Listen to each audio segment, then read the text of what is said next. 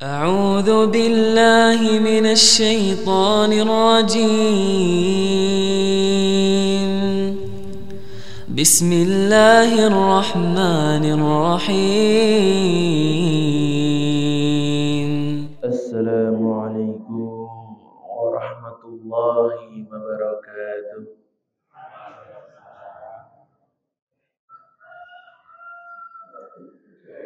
Alhamdulillah, innal hamdulillah nahmaduhu wa nasta'inuhu wa nastaghfiruh wa na'udzu billahi min shururi anfusina wa min sayyiati a'malina.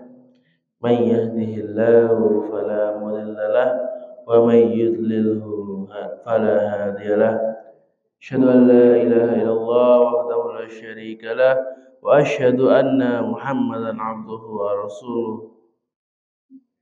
Alhamdulillah, segala puji marilah kita panjatkan kehadirat Allah Subhanahu wa taala yang telah memberikan kepada kita segala kenikmatan, mulai dari kesehatan badan kita, keluangan waktu kita, dan yang paling penting adalah keimanan dan keislaman dalam hati kita, sehingga pada pagi hari ini kita masih diperkenankan untuk berkumpul di gedung dakwah Wadas yang insya Allah dirahmati Allah Subhanahu wa taala ini. Salawat dan salam selalu kita aturkan kepada junjungan kita, uswah kita Rasulullah Muhammad sallallahu alaihi wasallam, kepada seluruh keluarganya, para sahabatnya, para tabi'in, para tabi'ut tabi'in, dan semoga kita semua masuk ke dalam golongan beliau sampai hari kebaikan kelak. Amin amin ya rabbal alamin. Jamaah rahimani wa rahimakumullah. Mohon maaf ya untuk minggu kemarin pas berhalangan hadir qadarullah pas masuk angin.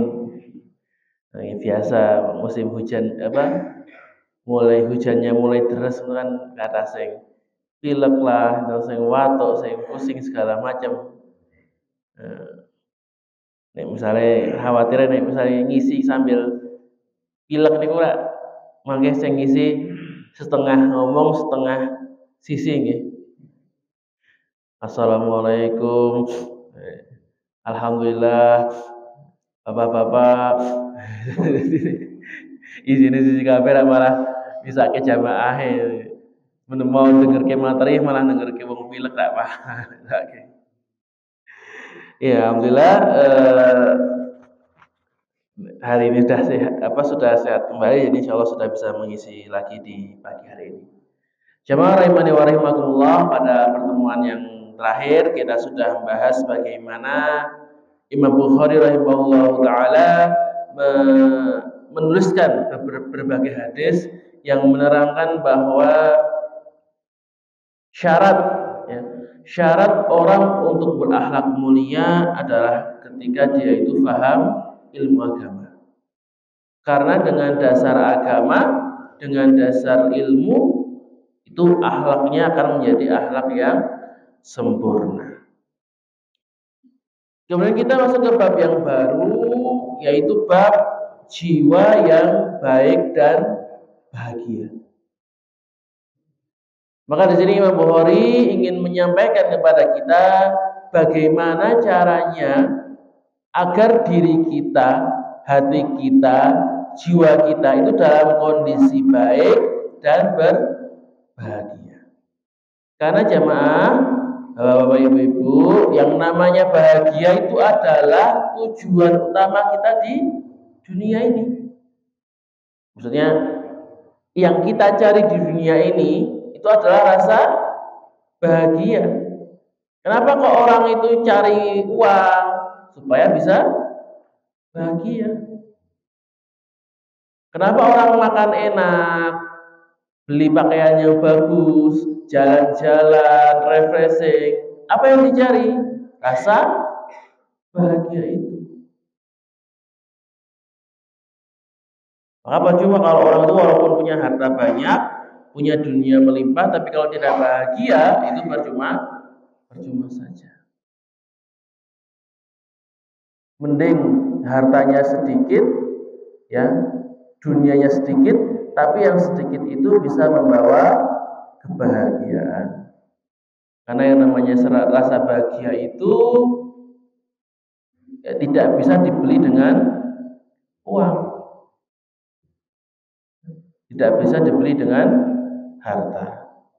Nah, bagaimana agar diri kita itu tetap bahagia, tetap dalam kondisi yang baik? Maka di sini Imam Bukhari menyampaikan beberapa hadis.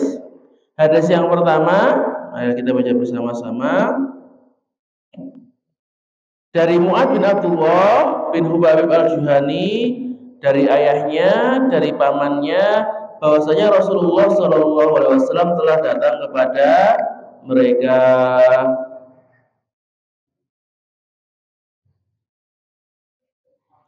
Nah, ini jadi sahabat ini itu sedang berkumpul bersama ayahnya, pamannya.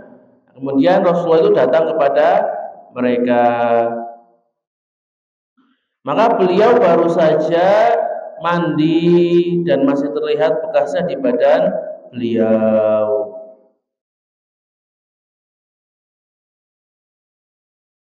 Dan maksudnya itu terlihat bekasnya itu adalah kelihatan ketika beliau keluar, Rasulullah itu keluar, mukanya terlihat cerah, mukanya terlihat bahagia. Maka beliau adalah orang yang baik hatinya. Kami menduga beliau barusan berkumpul dengan istrinya. Jadi kan kok sahabat melihat Rasulullah kan baru mandi, kemudian wajahnya bahagia, wajahnya seneng. Wah, ini kayaknya baru berkumpul dengan istrinya ini. Itu kan pikirannya sahabat. Nah, kan masalah satu kenikmatan di dunia itu adalah tadi berkumpul dengan istri. Lalu kami berkata, wahai Rasulullah, kami melihatmu orang yang baik hatinya. Maksudnya, wahai Rasulullah, kok kamu kelihatan kayak seneng banget, kayak bahagia sekali. Maka beliau berkata, ya alhamdulillah. Nah, akhirnya mereka ngobrol-ngobrol bareng gitu ya. Akhirnya ngobrol-ngobrol sampai akhirnya disebut-sebut tentang kekayaan. Maka beliau bersabda,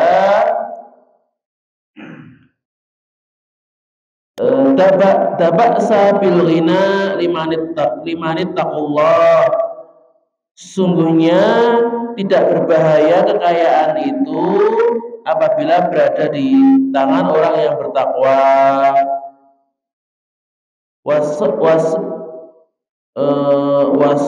Wasihatu limanit taqullah khairun min lal ghina wa tayyibun nafsu minan na'mi. Dan kesehatan pada diri orang yang bertakwa itu lebih baik daripada kekayaan, dan kebaikan hati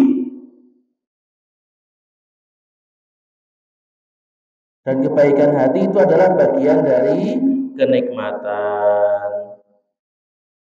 Maka jemaah rahimani wa rahimakumullah, ada beberapa pelajaran yang bisa kita ambil dari hadis ini. Yang pertama adalah di sini kita lihat bagaimana Rasulullah SAW itu ketika bertemu dengan orang itu selalu tersenyum, selalu dengan wajah yang gembira. Saking cerahnya wajahnya sampai mengira itu orang itu mengira bahwa Rasulullah itu sedang punya hal yang sangat menyenangkan, sedang mengalami hal yang sangat membahagiakan. Saking lebar senyumnya. Padahal sebenarnya kan tidak seperti itu. Hari itu biasa saja. Cuma kalau ketika menyapa orang dengan wajah yang tersenyum. Ketika ditemui selalu senyum. Jadi kan kalau kita itu lihat orang senyum itu rasanya nyes gitu ya. Adem rasanya. Enak lihatnya itu. Orang segalak apapun, ya sejelek apapun, kalau orangnya senyum, bahagia, tetap enak melihatnya. Dan kalau sudah senyum itu biasanya senyum itu menular, ya. Senyum itu menular. Kita lewat senyum sama orang lain, assalamualaikum, orangnya seneng, ikut tersenyum. Ketika dia tersenyum, nyapa orang lain, ikut juga tersenyum. Jadi senyum itu seperti virus yang membahagiakan. Biasanya nek virus-virus kan virusnya menakutkan ya, COVID lah, virus TBC, virus menular yang lain yang membunuh. Nah, ini kalau senyum itu adalah virus yang membahagiakan, virus yang menyehatkan. Kemudian di sini Rasulullah ketika para sahabat itu berdiskusi tentang kekayaan, ya, biasa kan kalau misalnya orang lagi nongkrong itu kan ngobrolnya ngalor gitu ya, kemana-mana. Ini bapak-bapak yang sering keanggingan mesti tak ngetos deh pengalaman gitu. Nanti awal ke politik, nanti ke orang-orang kaya, nanti ke kesehatan, sepak bola, segala macam pembicaraannya. Nah, ketika Rasulullah dan para sahabat membahas tentang kekayaan, maka Rasulullah menyampaikan bahwa yang namanya kekayaan itu tidak berbahaya ketika dipegang orang yang bertakwa. Maka di sini kelihatan bahwa Islam itu tidak melarang umatnya untuk kaya, tidak ada. Ya, memang Islam itu menyuruh orang untuk zuhud. Tapi yang namanya zuhud itu bukan berarti membuang dunia semuanya, bukan seperti itu. Islam tetap mengajarkan umatnya untuk mencari uang, mencari kekayaan. Bahkan kekayaan itu kalau dipegang orang yang bertakwa akan mendatangkan kebahagiaan, mendatangkan kesuksesan. Kenapa? Karena orang yang bertakwa ketika nyari harta, ketika punya harta pasti nyarinya dengan cara yang benar, dengan cara yang halal. Berarti tidak menyakiti orang lain, tidak melalui perbuatan-perbuatan yang haram, tidak melanggar apa yang Allah perintahkan dan yang Allah larang. Kemudian ketika dikeluarkan di jalan yang benar, untuk sekolah, untuk masjid, untuk sedekah, untuk infak, untuk wakaf, untuk membantu utang orang lain, dan lain-lainnya yang memang tadi di jalan yang benar. Beda kalau kekayaan itu dipegang oleh orang yang tidak bertakwa, orang yang tidak tahu Allah, maka hartanya itu bukannya membawa kebaikan, malah membawa kerusakan. Sudah nyarinya nanti dari jalan yang salah, ya. Ketika mencari harta dia tidak pikir-pikir, yang penting cari harta, mau itu menyakiti orang lain, merugikan orang lain, menghancurkan bisnisnya orang lain, ataupun nanti mencarinya lewat jalan-jalan yang haram, lewat riba, lewat memeras, lewat jual beli barang haram, itu tidak dia pedulikan. Yang penting nyari harta dan harta. Kemudian setelah nyarinya salah, nanti juga dikeluarkan untuk hal-hal yang salah juga, untuk beli barang-barang mewah, untuk pesta, untuk beli miras, untuk cari PSK segala macam. Ini contoh kalau harta itu dipegang orang yang tidak bertakwa. Itulah kenapa Islam itu memang tidak melarang orang untuk kaya, karena ketika kekayaan itu tidak dipegang oleh orang Islam, tidak dipegang oleh orang bertakwa, maka ini siapa yang pegang? Orang-orang kafir.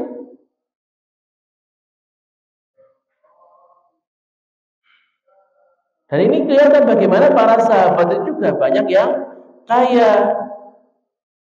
Jadi walaupun kaya mereka tetap soleh. Contohnya Utsman bin Affan. Ini merupakan salah satu saudagar terkaya di Madinah saat itu. Ketika ketika punya khalifah dagang, punya rombongan dagang, itu sampai 1.000 unta. Nah, sekarang 1.000 unta berarti 1.000 mobil itu bahasanya Pak. 1.000 mobil itu penuh dengan barang dagangan. Bayangan Pak. Sekali jalan itu sekali berdagang. Bahkan harta beliau itu sampai sekarang itu masih ada ya. Di Arab itu wakafnya Utsman itu masih ada, masih dikelola oleh pemerintah Saudi Arabia. Ada ada berupa hotel, rumah sakit, bangunan segala macam. Nah, inilah contoh bagaimana ketika kekayaan itu dipegang oleh orang yang soleh, orang yang bertakwa, maka manfaat yang dibawa itu akan sangat luar biasa. Contoh lain ya, orang kaya soleh itu Abdurrahman bin Auf, yang saking suksesnya itu beliau pernah mengatakan, setiap saya itu membalikkan batu, itu pasti di bawahnya ada emas dan perak. Saking kayanya. Misalkan apa-apa yang dia sentuh, apa-apa yang dia kerjakan, pasti mendatangkan keuntungan yang sangat besar. Bahkan saking pinternya nyari uang, beliau itu pernah loh Bapak Ibu, sengaja pengen rugi. Ya, sengaja pengen rugi. Jadi apa? Pernah Abdurrahman bin Auf itu sengaja beli kurma yang sudah rusak, sudah mau busuk, kematangan gitu ya.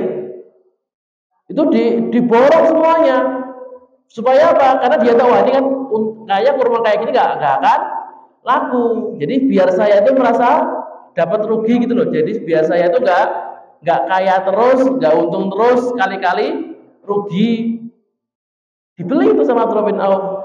Kurma-kurma sudah meh busuk bahasanya, sudah kematangan.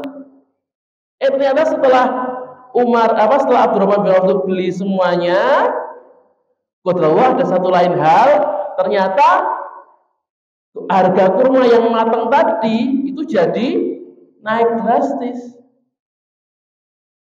Akhirnya apa? Akhirnya dagangannya habis, dapat keuntungan yang besar. Bahkan ketika dia itu nyari rugi saja, pengen rugi, itu sama Allah dikasih keuntungan yang besar. Ini saking beruntung ya, saking pinternya berbisnis. Dan infak-infak yang dikeluarkan oleh Abdurrahman bin Auf itu juga sangat luar biasa. Banyak sekali cerita bagaimana ketika perang, ketika masa paceklik, itu Abdurrahman bin Auf itu menyerahkan seluruh dagangannya, ya seluruh hasil jualannya itu untuk membantu orang Muslim. Nah, itu contohnya orang kaya yang soleh. Kalau orang kaya yang toleh, orang kaya yang fasik, siapa contohnya? Ya paling jelas adalah Qarun. Ini orang yang kayaannya paling banyak, ya, yang paling sugih, bahkan saking kayanya Qarun itu kuncinya saja diriwayatkan, kuncinya tok ya begitu. Kunci yang terbuat dari besi itu ketika dikumpulkan itu hanya bisa dibawa oleh 70 orang berotot. Itu 70 orang yang sangat kuat itu baru bisa membawa kuncinya. Kan kuncinya bayangkan berarti berapa ratus ribu ya kuncinya ya. Baru bisa dibawa oleh orang kuat, 70 orang kuat. Itu baru kuncinya gitu. Berarti kan hartanya jauh lebih besar. Tapi Qarun ya, ketika diberikan kekayaan, bukannya malah bersyukur, bukannya malah berterima kasih kepada Allah, malah kufur, ingkar kepada Allah. Langsung bilang seperti yang diriwayatkan dalam surat Al-Qasas, Allah menyebutkan bahwa bagaimana Qarun itu ya ketika dapat harta dia mengatakan bahwa harta ini itu datang dariku, maksudnya hasil dari kepintaranku, hasil dari perjuanganku. Ini tidak ada hubungannya sama Allah. Nah sudah tidak mau berinfak, tidak mau sedekah, tidak mau zakat. Akhirnya apa sama Allah? Sama Allah itu Qarun ditenggelamkan, ya, dikubur hidup-hidup, hartanya itu semuanya tenggelam di dalam bumi. Yang akhirnya kalau kita itu punya harta terpendam, itu biasanya kita sebut apa? Harta karun. Itu dari itu biasanya. Hartanya Qarun. Maka kemudian Rasulullah melanjutkan bahwa kesehatan itu lebih baik bagi orang yang bertakwa dibandingkan dengan kekayaan.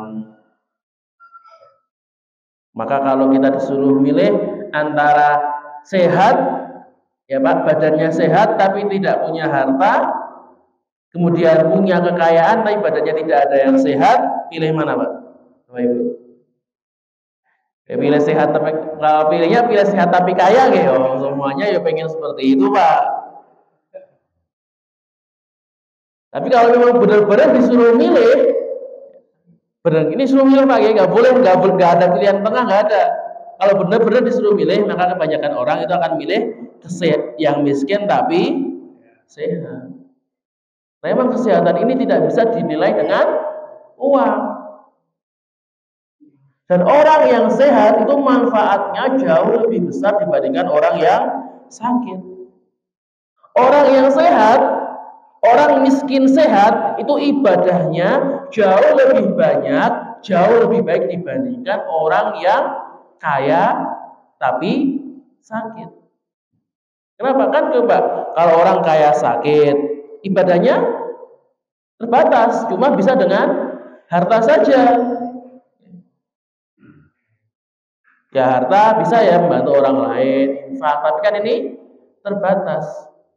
Karena kebanyakan ibadah di dalam Islam itu adalah ibadah fisik. Kalau orang sehat bisa sholat di masjid berjamaah, bisa tahajud, bisa duha, bisa baca Quran, ya, bisa membantu orang lain, bisa berbuat baik kepada orang lain, bisa zikir. Banyak sekali ibadah yang bisa dilakukan. Beda dengan orang yang sakit, apalagi sakitnya sakit yang parah.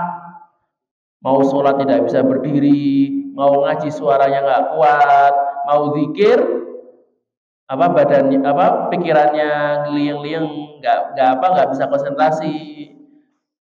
Mau bantu orang lain, jangankan bantu orang lain, dirinya saja harus dibantu. Ya tadi ibadahnya hanya bisa berupa harta. Sudah itu kalau orang sakit, apalagi orang sakit kaya ya, biasanya uangnya itu apa? Habis untuk berobat. Ya kalau misalnya kita sakitnya itu sakit yang masih ditanggung BPJS, kayak misalnya diabetes atau darah tinggi, kolesterol, asam urat, itu kan masih dalam tanggungan BPJS gitu. Jadi masih bisa dapat obat gratis, tidak perlu bayar. Tapi kalau misalnya sakit-sakitnya yang sakit parah gitu gitu, misalnya apa? Penyakit otak, ya, kanker otak, kanker jantung, jantung koroner, ya kelainan jantung, atau gagal mau transplantasi transplantasi organ, transplant organ, mengganti organ, itu kan tidak ada asuransinya, dan itu mahalnya luar biasa. Insulin saja Bapak Ibu, yang satu suntikan insulin itu kalau misalnya tidak pakai BPJS, satu suntikan yang isinya sekitar 100 unit, 100 unitnya sekitar 500 ml 250 ml, itu harganya itu 250 ribu satu suntik, Pak. Itu kalau orang yang diabetesnya standar sudah agak parah, itu 1 bulan bisa habis sampai 4 atau 5 suntikan. Jadi 1 bulan untuk beli insulinnya saja itu habis sekitar berapa? 5 kali 250, 1,2 juta. Itu tiap bulan. Belum nanti kontrol dokternya, belum nanti harus cari untuk diet makannya. Mahal sekali untuk orang sakit. Itu baru diabetes, belum nanti penyakit-penyakit parah kayak misalnya udah kanker, kelainan organ, apalagi sudah otak. Itu kalau buat biaya operasi ya saja itu sudah berapa juta, ratus juta ya Pak, hitungannya sudah berapa ratus juta, bahkan ada yang sampai miliaran. Jadi habis hartanya untuk berobat. Inilah kenapa jamaah rahimani wa rahimakumullah, setiap saat ya Allah menyuruh kita untuk bersyukur, untuk berterima kasih kepada Allah. Karena ketika kondisi badan kita, ya kalau Ustaz Taufik pernah mengatakan, ketika badan kita itu tidak apa-apa, ketika badan kita itu biasa-biasa saja, tidak kenapa-kenapa, itu merupakan nikmat yang paling agung dari Allah Subhanahu wa ta'ala. Jadi kondisi kita yang sekarang ini biasa-biasa saja, itu sudah nikmat yang sangat besar dari Allah. Mata kita tidak kenapa-napa, organ kita tidak kenapa-kenapa, tangan kaki kita tidak kenapa-napa.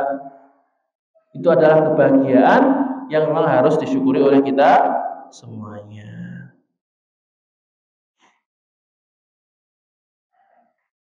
Maka kemudian Rasulullah juga menyampaikan bahwa kebahagiaan hati itu merupakan bagian dari kenikmatan.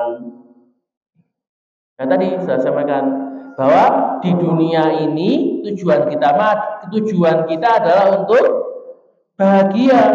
Orang nyari harta, orang nyari duit itu tujuannya agar bisa bahagia. Maka percuma kalau orang kaya tapi tidak bahagia. Maka kita lihat banyak sekali orang-orang yang kaya tapi bunuh diri. Di Amerika, Pak, di Jepang, Korea, itu tingkat bunuh diri itu sangat tinggi. Walaupun mereka secara hartanya lebih sukses, lebih kaya, tapi tadi karena tidak bisa bahagia, hartanya itu tidak bisa membawa kebahagiaan, akhirnya apa? Akhirnya putus asa, akhirnya bunuh diri. Inilah kenapa kan sudah mengatakan bahwa yang namanya bahagia itu memang benar-benar nikmat yang agung dari Allah Subhanahu wa ta'ala. Maka inilah 3 nikmat yang Allah berikan ya Pak. Yang pertama apa tadi? Nikmat kekayaan. Kemudian yang kedua itu nikmat kesehatan, dan yang terakhir adalah nikmat hati, nikmat kebahagiaan. Maka yang paling kita cari itu nomor 3 ini. Yang penting bahagia dulu. Ya, bahagia itu yang menjadi tujuan utama kita. Nah, setelah bahagia baru cari yang nomor 2, kesehatan. Dan syukur-syukur kalau kita bisa dapat nomor 1, yaitu kekayaan. Maka kita selalu mohon kepada Allah, ya Allah, ya sudah kita dikasih 3 ini semua. Kalau bisa dapat hati yang tenang, ya, dapat badan yang sehat, dapat uang yang banyak. Ya, tapi kan kalau seperti ini kan tidak semua orang bisa ya Pak ya. Tidak semua orang bisa. Kadang-kadang tadi ada dicampur, kadang dia itu punya harta yang banyak tapi badannya tidak sehat. Ada yang badannya sehat tapi hartanya tidak banyak. Tapi apapun nikmat yang kita dapatkan, yang paling penting adalah bagaimana mendapatkan kebahagiaan itu. Dan untuk mendapatkan kebahagiaan ini, jamaah rahimani wa rahimakumullah, maka yang namanya bahagia itu seperti harta dan kesehatan, harus diperjuangkan, harus ada usahanya. Kalau kita mau dapat harta, gimana caranya? Kerja, cari uang, cari nafkah. Kalau kita mau sehat bagaimana? Olahraga, jaga pola makan, minum obat, segala macam supaya kita sehat. Maka kalau orang mau bahagia juga ada usahanya. Ya usahanya bagaimana? Ya terutama bahagia itu dengan kita menjalankan apa yang Allah perintahkan, ya, kita meninggalkan apa yang Allah larang, maka dengan itu insya Allah akan menjamin kebahagiaan di dalam hati kita. Ketika kita taat sama Allah, ketika kita paham dengan apa yang Allah perintahkan, itu insya Allah hati kita akan bahagia. Tapi kalau kita jauh dari Allah, kita tidak kenal sama Allah, ya, kita tidak berpegang kepada Allah, berserah diri kepada Allah, maka dijamin hatinya tidak akan bahagia. Kita dilihat, dibuktikan dengan tadi tingginya tingkat bunuh diri di negara-negara ateis, negara-negara kafir yang mereka itu tidak mengenal Tuhan, tidak mengenal agama, akhirnya tertekan dengan beban kehidupannya. Jadi yang akhirnya ketidakbahagiaan dia mendorong dia untuk membunuh dirinya.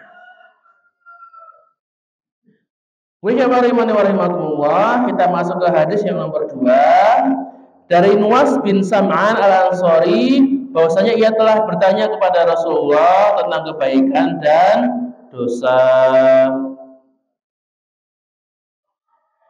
Nah ini pernah dibahas guys di pertemuan sebelumnya. Jadi ini sahabat yang sama, cuma pertanyaan yang sama tentang dosa dan kebaikan, tapi diriwayatkan dengan riwayat yang berbeda. Maka beliau menjawab, apa itu kebaikan? Al-birru husnul khuluq. Kebaikan itu adalah akhlak yang baik. Sedangkan dosa adalah apa yang menyesakkan jiwa dan engkau tidak merasa senang jika dosa itu diketahui oleh manusia. Maka di sini kenapa kok Imam Bukhari ini menuliskan hadis ini kembali? Maka di sini Imam Bukhari ingin menekankan di dosa.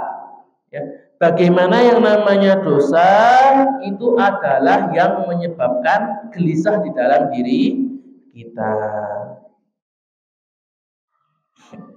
Maka di sini Imam Bukhari ingin menunjukkan bahwa rasa gelisah dalam hati, rasa tidak bahagia, rasa tidak senang itu sumbernya dari dosa. Sumbernya dari maksiat yang kita lakukan. Maka dalam kitab Ad-Da'wah Dawa karya Ibnu Qayyim al-Jauzi bahwa dikatakan salah satu dampak dari maksiat itu adalah menghilangkan kebahagiaan, menimbulkan kegelisahan dan mendatangkan kebinasaan di dunia maupun di akhirat. Jadi kalau kita berbuat dosa itu pasti akan menimbulkan rasa resah, rasa khawatir, rasa dipikir terus nanti akhirnya. Kemarin saya sudah berbuat salah, saya sudah berbuat tidak benar. Akhirnya terus dipikir, terus terbawa di memorinya. Yang akhirnya menyebabkan dirinya itu gelisah dan tidak bisa tenang. Beda dengan orang yang beramal soleh. Kalau orang beramal soleh mesti akan pulang pikirannya. Nggak ada orang kok, wah saya sudah berbuat baik kemudian dipikir terus, nggak ada. Ya sudah berbuat baik, habis berbuat baik langsung tenang hatinya, tenang jiwanya. Inilah yang mengatakan bahwa kalau amal soleh itu menjadi penyebab jiwa itu menjadi bahagia. Ya. Maka semakin sering kita beribadah, maka hati kita itu akan semakin tenang, hati kita itu akan semakin sehat. Sebaliknya, kalau kita itu semakin banyak maksiat, semakin banyak berbuat dosa, maka hati kita itu akan semakin gelisah, jiwa kita itu akan semakin tidak tenang. Maka ini menunjukkan bahwa yang namanya kebahagiaan itu ya tadi hanya bisa didapat dengan beribadah, dengan amal soleh, dengan meninggalkan dosa. Itu kalau kita mau bahagianya itu everlasting, ya. Bahagianya itu bertahan terus menerus. Ustaz, kan kalau orang yang maksiat kok kelihatannya bahagia banget sih? Ya emang kayak orang-orang mabuk, itu kelihatan bahagia nggih ketika mabuknya. Ya, orang berzina, orang main judi, itu kelihatan bahagia, kelihatan seneng. Tapi senengnya mereka itu bersifat sementara. Ya memang ketika berbuat maksiat ada rasa senengnya, tapi setelahnya itu yang bahaya.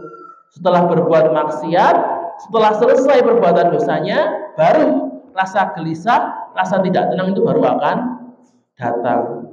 Dan itu akan terus menggerogoti, menggelisahkan hatinya.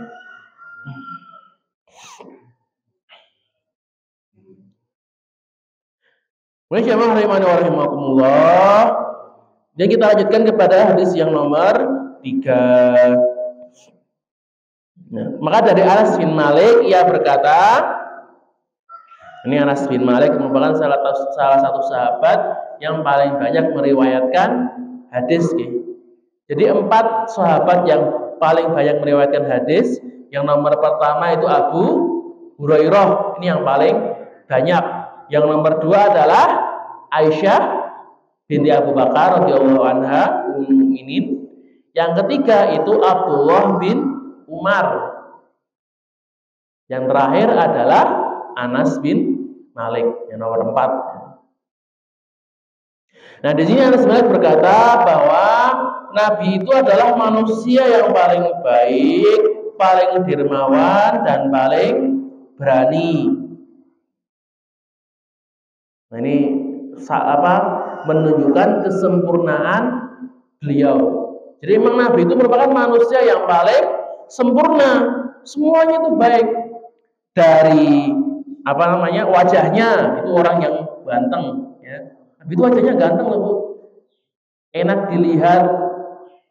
Jadi semua orang senang lihat wajah Nabi. Dari segi nasab, beliau itu adalah orang yang nasabnya paling mulia dari suku Quraisy yang merupakan pimpinannya kota Mekah.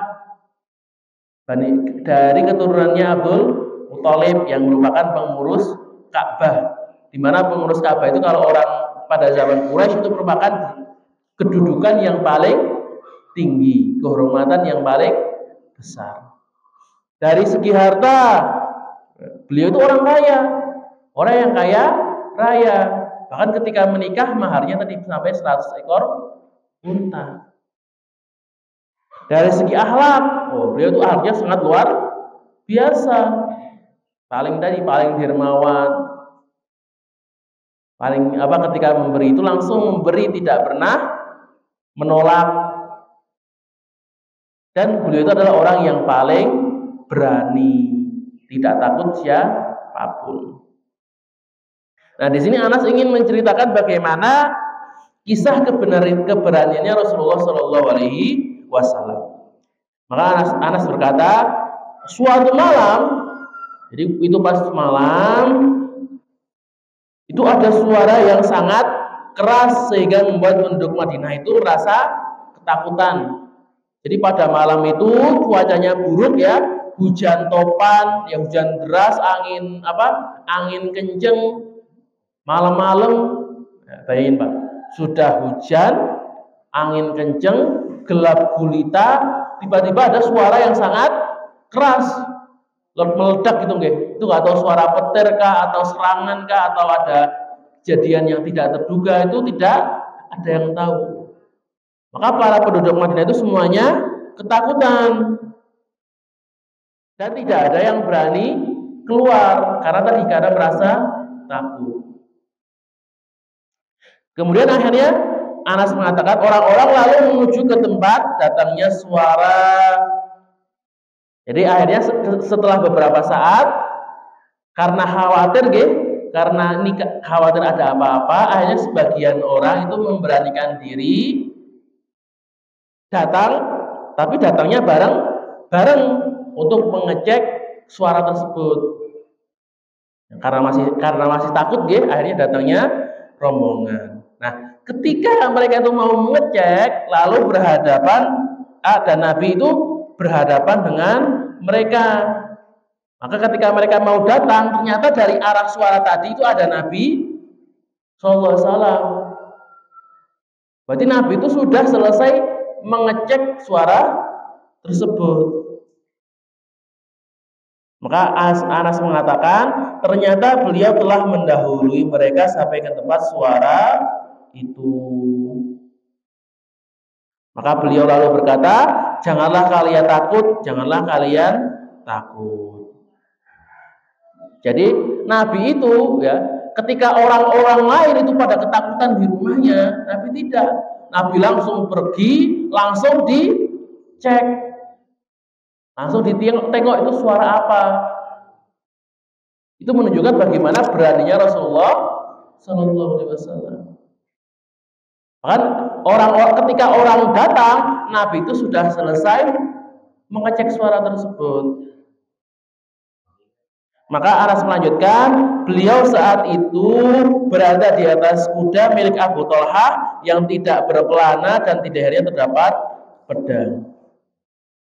Jadi ketika Rasulullah itu mendengar suara, itu enggak takut apa, langsung ambil kuda, ambil pedang, langsung ditengok.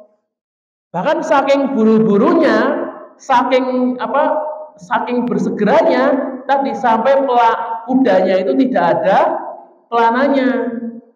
Jadi tidak sempat memakaikan pelana. Begitu duar gitu langsung ambil pedang, ambil kuda, langsung dinaiki, langsung pergi. Betapa beraninya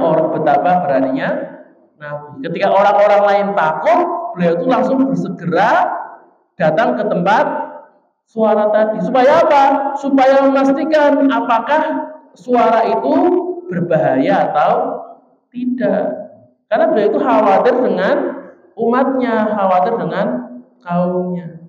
Ingin menjadi yang pertama kali melindungi umatnya. Maka kenapa kok beliau itu menjadi orang yang paling berani? Karena satu, karena beliau itu percaya kepada perlindungan Allah.